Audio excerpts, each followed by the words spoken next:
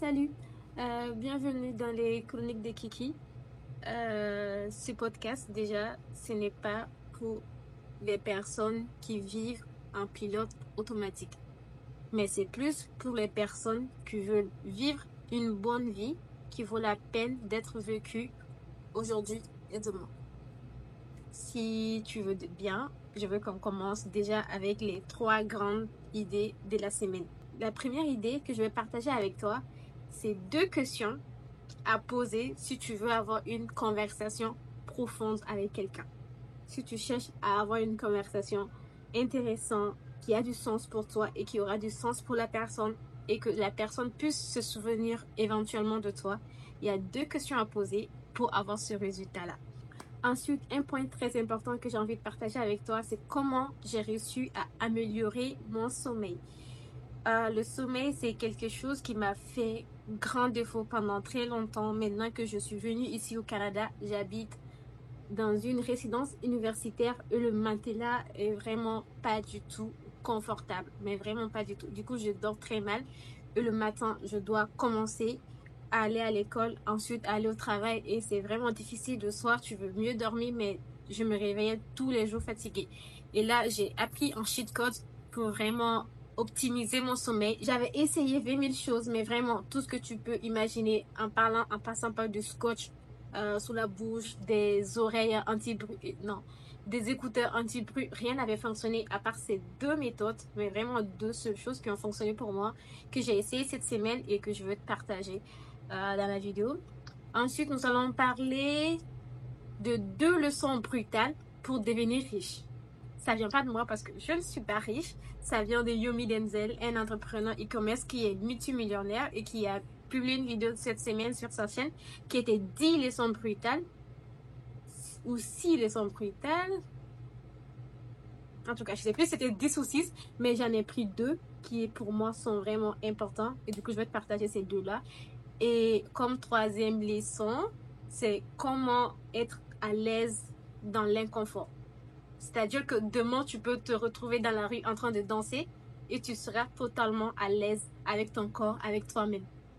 Et c'est un cheat code qui va te changer la vie, qui m'a changé la vie à moi et qui va te changer la vie à toi aussi, si jamais tu l'appliques. Du coup, si tu veux bien, on peut commencer la vidéo maintenant. Et il y en a aussi une idée aussi que j'ai vue cette semaine qui était intéressante, qui parlait de 3 gestes pour rendre fou un homme. qui était 3 gestes pour rendre fou un homme de toi. Voilà. Je suis pas en couple, du coup je l'ai pas testé. C'est la seule chose que j'ai pas testé. Mais dans les commentaires, ça disait que c'est du tonnerre et que ça fonctionne. J'ai lu tous les commentaires et tout le monde disait mais waouh, mais merci quoi. Même moi quand j'ai vu la vidéo et que je suis de quel geste il parlait, j'ai dit il y a moyen que ça fonctionne, que ça soit un truc irrésistible quoi. Donc si tu veux bien, on arrête le teaser. Et aussi, ouais, en fait, il y en a beaucoup de choses en fait. En fait, je recense les leçons de tout ce que j'apprends dans la semaine. Et du coup, je veux te partager ça en week-end. Ça veut dire que moi, ça me prend littéralement 7 jours que je veux te partager en 20 minutes ou 10 minutes de vidéo si jamais on arrive à finir tout ça dans 10 minutes. Du coup, ça fait beaucoup. Mais il y a aussi le livre de la semaine, la recommandation de la semaine, ma grande leçon de la semaine. Donc, beaucoup trop de choses, mais on va rentrer dans le vif du sujet si tu veux bien. Du coup, on commence la vidéo avec les 2 questions à poser pour avoir une conversation profonde avec quelqu'un. La première question, c'est de savoir comment la personne se sent. Mais on va pas poser un éternel comment ça va. Non, on va dire comment est-ce que tu te sens à ce moment. C'est important. Et c'est vraiment ça qui va faire la grande différence avec les éternels et les banals. Salut, ça va. Parce que la personne, tu fais juste ça va. Mais quand tu poses vraiment la question qui est de savoir comment est-ce que tu te sens en ce moment, la personne se sent vraiment pour l'avoir essayé. La personne se sent limite estimée à dire ok, la réponse l'intéresse. Elle veut vraiment savoir comment je me sens. Je l'ai essayé cette semaine et à chaque fois, ça partait vraiment sur une vraie conversation avec la personne. C'était pas juste oh, ça va. La personne se sentait limite important et se disait, ok, on aime, on adore ça, on adore ce sentiment de nous sentir important pour les autres. Et ces questions, juste ces petites phrases à la fin, comment tu te sens en ce moment maintenant. Des fois, ça permet que la personne aussi rentre en introspection et dise, ok, je me sens vraiment comme ça. Et ça permet une conversation euh, profonde avec la personne. Et il y a aussi la deuxième cheat code qui est de dire, qu'est-ce que tu as appris depuis la dernière fois? Ça, c'est vraiment la chose pour parce que moi, j'adore apprendre des choses. Je suis convaincue que chaque être humain sur cette terre a quelque chose à m'apprendre. Je suis convaincue que j'ai quelque chose à apprendre de tout le monde. Et poser ces genres de questions à quelqu'un. Qu'est-ce que tu as appris depuis la dernière fois? Là, et ça va inévitablement donner une conversation sensée parce que la personne va peut-être même réfléchir à dire un truc aussi sensé parce qu'elle n'a pas envie que tu penses qu'elle est idiot ou pas cultivé ou pas intelligent. Et du coup, lui-même, il va avoir une nouvelle image de toi en disant, OK, waouh, elle est vraiment intelligente pour poser ce genre de questions parce que c'est pas tout le monde qui pose ce genre de questions. Mais vraiment, à chaque fois, quand je l'ai posé ces deux questions-là, comment tu te sens en ce moment? Et qu'est-ce que tu as appris depuis la dernière fois? Euh, les conversations, ils étaient vraiment nickel. Et moi, j'ai appris beaucoup de choses. Et ça a permis que j'ai fait une très bonne impression devant la personne parce qu'elle n'a pas du tout l'habitude qu'on lui pose ces deux questions-là. Donc, je te le file gratuit. N'hésite pas à venir commenter comment si tu l'as utilisé ou pas et comment tu t'es senti pendant l'exercice. Mais moi, quand même, j'ai vraiment kiffé le faire. Maintenant, le sommeil, j'espère que tu es conscient de l'importance qu'a ton sommeil sur toi. Parce qu'à chaque fois que tu n'as pas une bonne sommeil, tu vas te réveiller fatigué le lendemain. Et quand tu commences ta matinée fatiguée dans les rushs, c'est toute ta journée qui va en pâtir. Figure-toi, réfléchis au moment où tu t'es levé le matin de mauvais pied. C'est quelque chose qui va vraiment jouer sur tout le reste de ta journée. Donc, si tu veux, et pour avoir une meilleure vie, il faut avoir une bonne journée. Donc, littéralement, pour avoir une meilleure vie, pour avoir une bonne vie, il faut avoir un bon sommeil la nuit. Donc, comme je le disais dans l'intro, moi, je suis étudiante internationale au Canada et j'habite dans une résidence universitaire. Et le matelas, il est littéralement la pire chose sur laquelle j'ai dormi de toute ma vie. J'ai pas le moyen de m'acheter au matelas. Et du coup, j'ai passé ma vie à faire des recherches à comment mieux dormir parce que le matin, je pars fatiguée au travail. Et après le travail, je vais à l'école, je suis encore fatiguée. Et à chaque fois, je suis de mauvaise humeur et littéralement, j'ai l'impression de passer à côté de ma vie parce que j'ai pas d'énergie pour des activités, j'ai pas d'énergie pour apprendre des choses. Donc, moi, j'ai tout essayé. J'ai même investi d'énormes d'argent dans des oreillers en pensant que l'oreiller allait faire l'affaire. J'ai fait des scotch sur ma bouche. J'ai mis des écouteurs. Voilà, j'ai tout essayé. Mais il y en a deux choses vraiment que j'ai essayé cette semaine qui ont fonctionné. C'est quelque chose que j'avais beaucoup entendu, qui est déjà la lumière, qui est ne quitte pas la vidéo, laisse-moi terminer. Qui est d'éteindre la lumière, les écrans 2 heures ou 1 heure avant d'aller dormir. J'ai jamais pris le temps de le faire parce que bah, je dors avec mon téléphone. Et encore aujourd'hui, même quand je te dis ça que j'ai une bonne sommeil, je dors encore avec mon téléphone avec moi, même si je suis pas sur les réseaux sociaux. Mais l'idée, c'est que quand je venais de la journée, quand je finissais ma journée, ben, il me restait que manger et dormir. Ou des fois, je fais mon cours d'anglais. Et là, je commence le cours d'anglais le matin parce que comme ça, le soir, j'aurais pas à utiliser la lumière. Une fois rentrée, je peux directement éteindre la lumière. Quand je dois manger, bon, j'ai ces petites lumières-là que tu vois pour ma vidéo, ça, que j'utilise, j'allume ça, juste ça, et je mange pendant que ça c'est allumé. Et ensuite, et je mange pendant que ça c'est allumé. Et ensuite, tous les lumières sont éteintes. Et le fait de ne pas avoir tout le temps la lumière sur moi, ça permet à mon cerveau de se rendre compte que c'est la nuit et que bientôt il va devoir aller dormir. Et déjà lui, il se met dans l'état parce que je cogitais beaucoup sous le lit. Et déjà, parce que mon cerveau ne se rend pas compte que c'est l'heure d'aller dormir. Et le fait que les lumières sont éteintes plus tôt, ça lui permet à lui de rentrer en processus. Je sais pas trop, je suis pas très scientifique, je sais pas trop comment ça fonctionne, mais ça a quand même fonctionné et beaucoup de personnes, si beaucoup de personnes le disent, c'est pour une bonne raison. Du coup, il y a eu ça. Comme je le disais, je suis toujours avec mon téléphone, mais par contre, les lumières du jour, les lumières d'ici, eux, sont vraiment éteints la nuit. Une heure avant d'aller dormir, les lumières, ils sont éteints. Et la deuxième chose, pardon, c'est de prendre une douche chaude. C'est vraiment comme quoi, parce que l'idée, c'est que quand tu prends une douche qui est chaude, une fois sorti de la douche, ton corps, il a froid. Voilà, c'est le contraire. C'est quand tu prends une douche chaude, une fois sorti de la douche, ben, lui, il devient froid. Et là, vu que ton corps, il a froid, ça lui permet encore de mieux, j'imagine, respirer. Je ne vais pas te dire de grandes bêtises. Je ne sais pas trop c'est quoi les raisons scientifiques de pourquoi, du comment ça fonctionne, mais l'important, c'est que ça fonctionne ou pas. C'est pas l'important. Ok, j'ai tiré ça d'une vidéo géniale. Si tu veux, je peux te donner aussi le lien de la vidéo. Même si la personne ne parle pas que du sommeil. C'est aussi intéressant. Ça parle de la nourriture, du sport. La vidéo, elle n'est pas très longue et le type, il est vraiment génial. Du coup, je te mets la vidéo dans la description. Et si tu veux aussi comprendre pourquoi, pas seulement que ça fonctionne, mais pourquoi aussi ça fonctionne, bah, il l'explique beaucoup mieux que moi. Donc, tu peux y aller sa vidéo et ça peut le soutenir et c'est un bon créateur. Donc, ensuite, deux leçons de Yomi Denzel, qui est de savoir comment devenir riche brutalement. Voilà. Et c'est son mot. Je suis pas riche, c'est lui qui le dit. Donc, on le croit super parce que monsieur est riche. Donc, les deux choses, c'est si tu es pauvre, c'est que tu es une personne incompétente. Et il s'est expliqué sur ça. Et je pense qu'il a raison. Je pense qu'il y a un truc.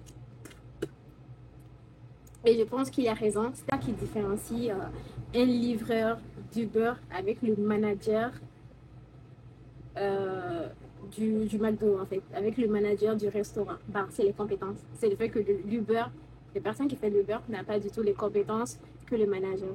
C'est-à-dire, qu'est-ce qui va me différencier, moi, qui fais cette vidéo YouTube-là? Je pense que je ne suis pas une YouTubeuse, ça ne va pas fonctionner. Du coup, ce qu'il veut nous faire dire ici, c'est pas de nous plaindre, de nous trouver des excuses en disant oh, c'est pas ma faute, je suis pas née dans la bonne famille, euh, j'ai pas eu de chance, j'ai pas trouvé encore le bon emploi. Il dit juste que tu n'as pas de compétence. Si tu avais vraiment le compétence de l'emploi qui va te devenir meilleur, tu seras recruté parce que les gens, ils veulent des compétences. Si jamais toi, aujourd'hui, tu penses que tu as cette compétence-là, que tu penses que la compétence n'est pas un problème. Franchement, avec les réseaux sociaux, tu peux montrer tes compétences et les clients, ils viendront à toi. Et tu n'as même pas besoin des réseaux sociaux. Tu n'as même pas besoin des réseaux sociaux. Tu peux juste contacter la personne. Supposons que tu penses que tu es un copywriter excellent, que tu peux faire du copywriting. Ah, tu as juste à aller sur le page de vente d'un infopreneur. Tu descends 10 infopreneurs et tu regardes c'est quoi qui va pas avec sa page de vente et tu fais un bon page de vente, un excellent page de vente que ce qu'il y a actuellement et tu lui envoies par courriel. Monsieur, je pense que votre page de vente s'est beaucoup améliorée si vous ajoutez ceci, si vous ajoutez cela et tu lui envoies ça directement par courriel. Le monsieur, il va te contacter. Tu veux une vidéo YouTube, tu sens que ma vidéo YouTube, elle ne fonctionne pas. Toi, tu veux devenir YouTube, comment dire ça, monteur de vidéo, tu me dis, ok, tu sais, ta vidéo, il y a eu ces problèmes-là, il y a eu ces problèmes-là. Tu sais comment tu dois faire, tu montres directement la solution. Et si tu ne montres pas A plus B que tu as les compétences, ben, je vais te prendre pour le poste parce que j'ai besoin de tes compétences. Donc, c'est ce que Yomi, il essaie de nous faire comprendre que si on est pauvre, vraiment, parce que pour avoir de l'argent, il faut que quelqu'un te donne de l'argent. C'est juste ça. C'est la seule façon d'être riche. Si tu veux de l'argent, il faudrait que quelqu'un le sorte de ta poche pour te le donner. C'est la seule façon de gagner l'argent.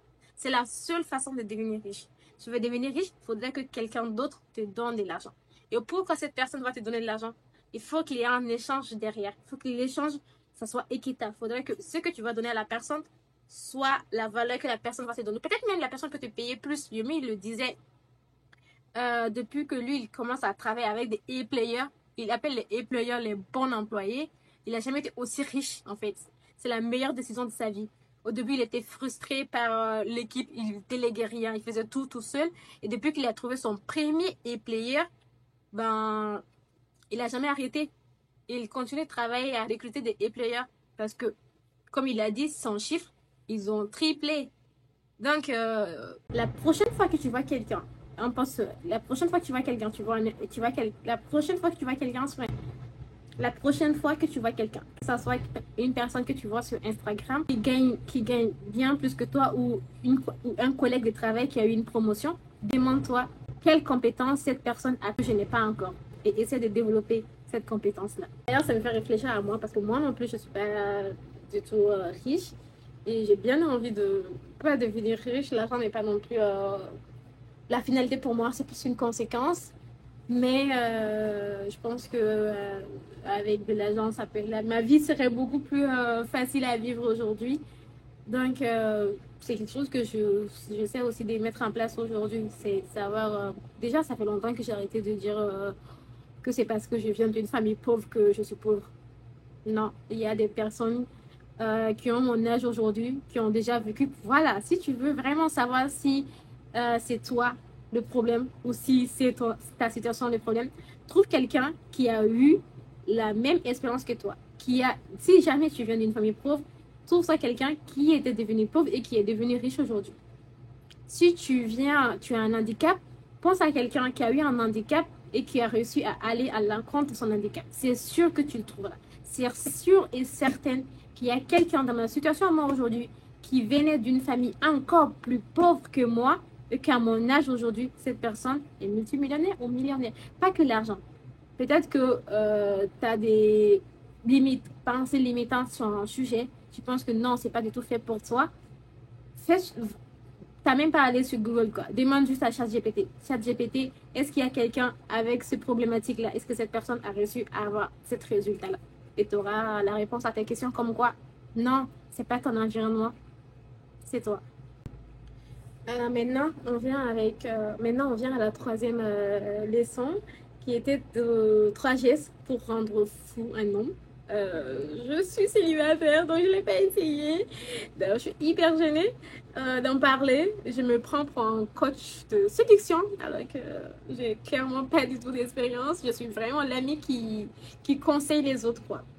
D'ailleurs, il y en a beaucoup qui m'ont écrit sur Instagram pour des conseils et peut-être que prochainement je vais en faire si jamais ils sont d'accord, que je le partage. Bien sûr, ça sera anonyme, mais je peux le lire, la problématique ici et je donnerai mon conseil. Et si d'autres personnes veulent commenter la vidéo, ça sera génial.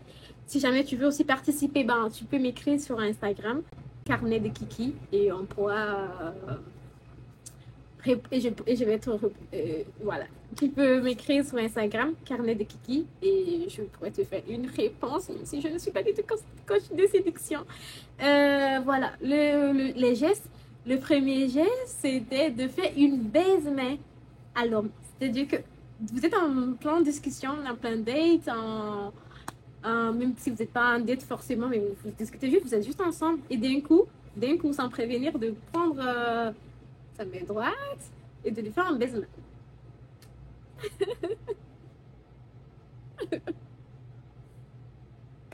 Voilà, c'est vraiment ça. L'idée, c'est de vraiment...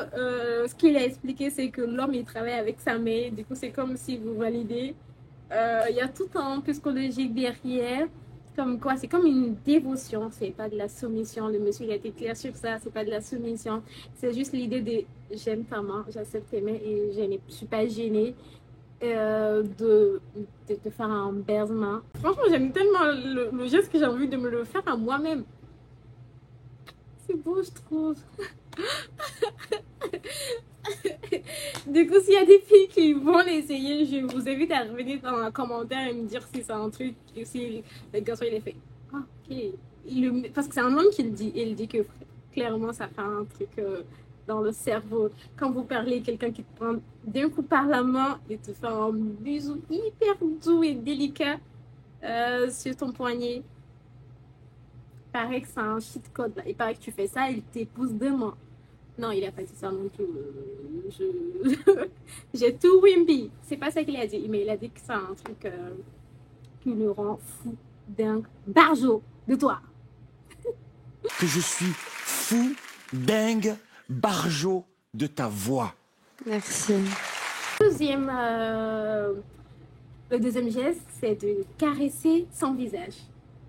Je pense que ça fonctionne. Je pense que moi, tu me caresses mon visage, j'aime beaucoup. Du coup, je pense que on est des humains, en fait. Du coup, l'homme disait que surtout que s'il y a une barbe, surtout s'il y a une barbe, surtout s'il y a une barbe, surtout si... Bref, surtout si ton homme... Oh là là, je suis hyper gênée de dire ça. Surtout surtout si la personne a une barbe, de caresser sa barbe, de caresser son visage. Et le 3, on va pas s'éterniser trop sur ça. Et le troisième geste, comme il a dit, c'est un peu plus coquine. Ok, je le dis vraiment en vidéo ou pas? Ok, c'est pas du tout gros là. Il a dit juste, tu mets juste ton pied entre son entrejambe. C'est ça? Je crois pas. Je pense qu'il a mis, il a dit que ça nous ramène à l'enfance un peu. Quand on était enfant, l'homme même faisait ça. Il prend le pied de sa petite copine et il le pose sur sa jambe. Et du coup, l'idée, c'est que toi, tu vas prendre tes pieds et tu vas les poser sur sa jambe en façon, prends mes jambes, tu vois. Ça me paraît mignonne. Donc, voilà. Ce sont les 3 gestes. Si tu veux regarder la vidéo, je te mets aussi la description. Le mec, il est génial. Il donne de pêcher de code. Et d'ailleurs, j'ai beaucoup aimé une des vidéos qu'il a données cette semaine qui est de savoir comment reconnaître un homme bien. Et lui, déjà, il le dit. Pour reconnaître un homme bien, il n'y a pas 36 façons. Déjà, c'est quoi un homme bien? Un homme bien, pour lui, c'est sa définition. Et je suis d'accord avec ça. C'est un homme responsable. Point. Et comment reconnaître un homme responsable? C'est une personne qui se responsabilise. Déjà, comment cette personne parle de toi, de son entourage? Est-ce qu'à chaque fois qu'il y a un problème, il va incriminer l'autre? Est-ce que quand il te parle des ex, c'est de dire oh, cette fille c'était ça, cette fille c'est ci? Non, il dit un homme responsable, s'assume, se responsabilise et prend 90%, même 100% des actions sur son dos. Parce que c'est 2 personnes qui font la chose. Et un homme responsable, ça se voit par quelqu'un qui assume ses choix, ses envies et qui n'est pas là à incriminer les autres de tout et de n'importe quoi. Donc, maintenant, tu sais comment reconnaître un homme responsable. Le livre de la semaine, c'est le livre que je lis en ce moment. Un hiver pour te pardonner. Ça, c'est la tome 2. J'ai fini la tome 1, qui était un autre tome pour te pardonner. C'est plutôt une bonne histoire, même si à la fin, j'étais un peu dessus.